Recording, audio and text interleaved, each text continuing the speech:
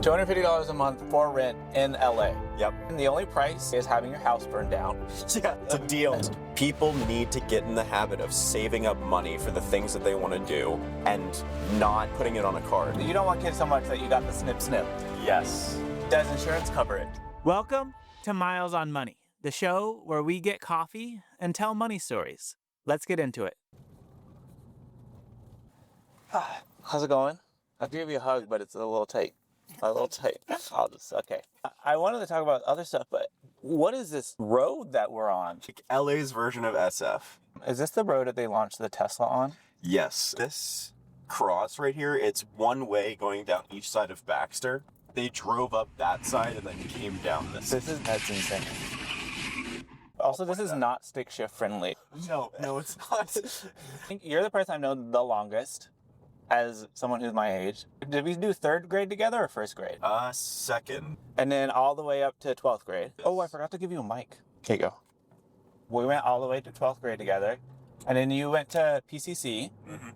And at PCC, you worked. Where did you work? I worked at True Food Kitchen in Pasadena. I also tutored. But yeah, I was working at least one job all the way through PCC. And how many hours a week do you think you worked?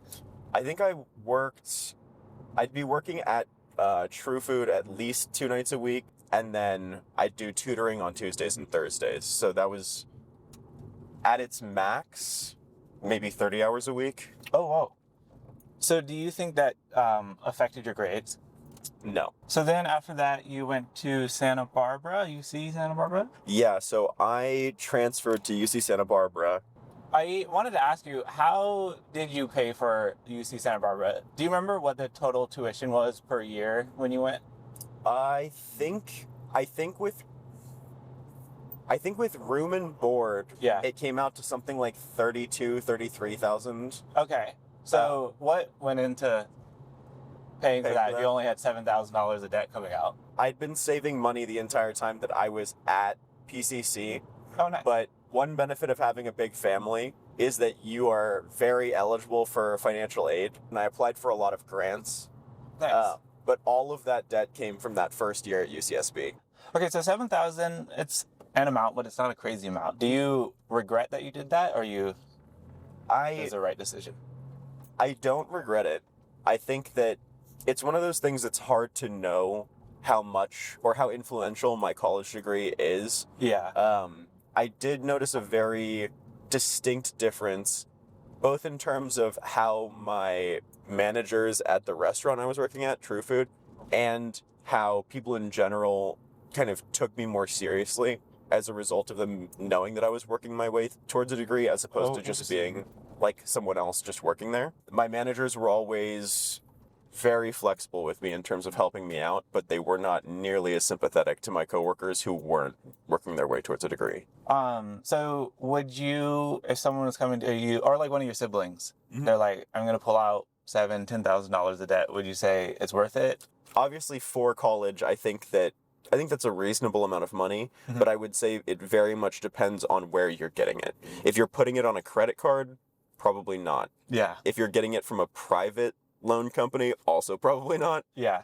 I have a lot of thoughts about the way that a lot of loans are offered and the availability of debt, especially to fresh college students. Mm-hmm. I think the way that especially credit card companies present themselves on college campuses is super predatory. Oh, did you see that at your school? Yeah, especially at PCC. So not as much at UC Santa Barbara. No. I think that, so something that I wasn't aware of is UCSB's rep is like a rich kid school. I thought it was a party school, but I guess that goes hand in hand. Yes, it goes hand in hand. We're ranked number 1 for hard alcohol consumption in the nation. Oh, do you know what you want? Thank you. Just got the cup holder. Fancy. Porsche is not known for their cup holder stability. Not quite deep enough. Yeah. Okay, so they were pushing credit cards at PCC. Yeah, they're pushing it really hard. And it's really rough because, financial literacy is something that we've talked about before. Yeah. A lot of people don't have a good grasp of, the ins and outs of college expenses. Mm-hmm. So we were talking earlier, and you said that you keep a budget And you're one of the only people that I know that keeps a budget. To what extent do you keep a budget? So I haven't gone to the point of breaking everything down into an Excel doc. Essentially, my grandma, after the fire, was not going to charge us rents, which we were paying before. But Hannah needed a good amount of the space at the new house that we're staying in temporarily to be able to run her business. They agreed on $500 a month to rent that space, and I felt like it was just a good supportive thing to do to split that with her. So right now I'm paying $250 a month. $250 a month for rent in LA. Yep. And as you mentioned, the only price you had to pay is having your house burned down. Yeah. So you were...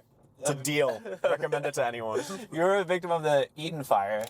How much time did you have a warning to like grab stuff before you had to evacuate? More than I thought. In terms of actual time that we probably had the better part of, 3 hours. Okay. But it didn't feel like that. I can imagine. What were you like able to save and what were you not able to save? So I wish I had approached it more seriously. There's a weird sense of paralysis that comes with moments like that. Yeah. Where you instinctively don't want to believe that it's as bad as it could be. Yeah.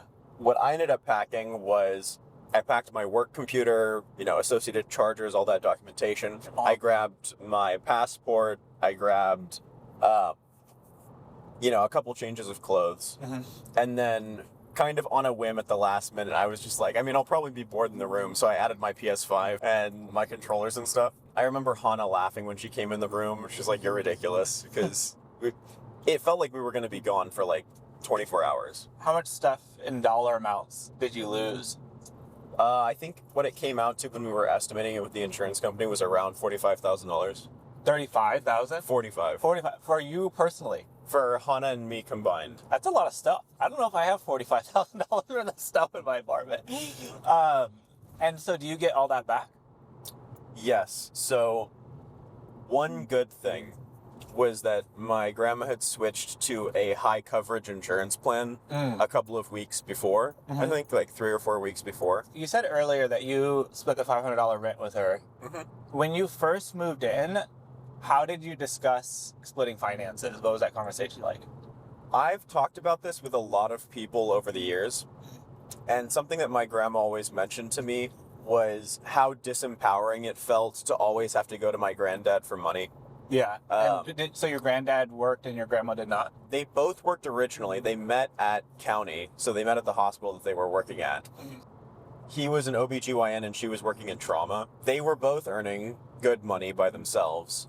And then when they decided to start having kids, my granddad was making more money and would be able to more than support both of them on his salary. Yeah. But they didn't really talk about the division of how she would get money. So something that she mentioned to me was really upsetting was the fact that she always had to go to him anytime that she wanted to buy something. He made it worse by complaining about various purchases. Yeah. We'd already had that conversation, my grandma and I, and she was like, if you ever end up splitting finances with your partner, if you're going to have kids, you need to sit down and put a dollar value on her time. Interesting. And then pay her that, and that money has to be hers, because it's going to really screw up the perceived power dynamics and feelings in the relationship if she's always having to come and beg for support, essentially. So currently, how do you do it? Currently, we have separate finances. I don't really see that changing. We don't want to have kids, so there's not particular reason why either of us would stop working. I also just think that having independent finances and then once we have our own place, a communal account that's essentially for shared expenses is just a reasonable way of doing things. You also mentioned you don't want to have kids, and you very much don't want to have kids. Yes. You don't want kids so much that you got the snip snip. Yes. I have a question about the snip snip. Yes. Does insurance cover it? It does. Oh, really? Yeah. So insurance... I did not expect that. So here's the caveat. If you have a deductible, which my insurance went from having $0 deductible to a $500 deductible right before I got it done. Okay. and the procedure cost $500. Oh, okay, so it didn't So- really. It didn't cover it for me, but getting a vasectomy initially will be covered by most types of health insurance. I guess it's less expensive than having a child. yeah. but for the insurance. But undoing it is not covered by insurance. Oh. So reversing a vasectomy, which, with all types of seemingly permanent birth control like a vasectomy, Yeah. you should treat it as though it's permanent. Because, most of them can be reversed, but there's no guarantees. So if you are at all unsure, I would not recommend getting one. So how much is it to reverse? $10,000. $10,000? And you have to pay that out of pocket. Oh my God. Wait, why is it so expensive to reverse?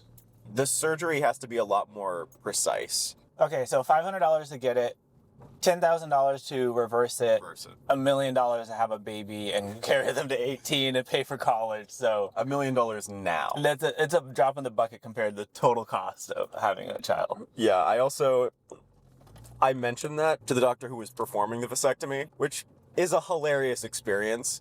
You just kind of sitting there having a casual conversation with a guy who's like got you cut open.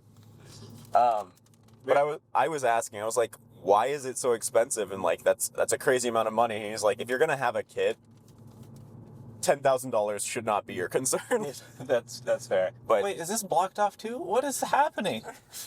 Looks like the fire department's blocked it off. Okay, speaking of the fire department, I asked you to come up with a money-related hot take. Yes, all right. Something to start arguments in the comments over. A large amount of the financial difficulty that people face is also due to their lack of self-control. And I say this being one of those people myself. 100% agree.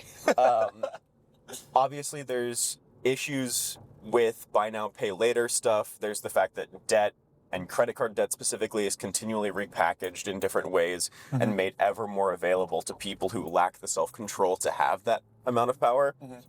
But that does not change the fact that the average American does not seem capable of viewing a credit card as a resource and instead views their credit limit as the amount of money that they have to spend. Yeah. So, there's plenty of things that do make life hard.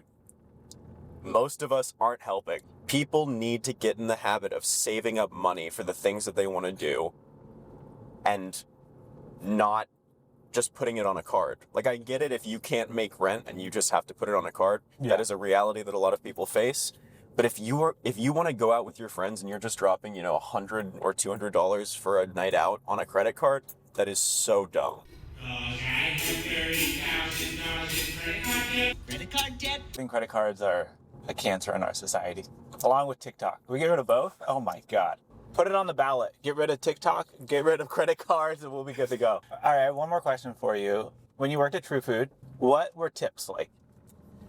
Tips were pretty good as a busser. I got a pretty solid hourly wage and then I got tipped out on top of it.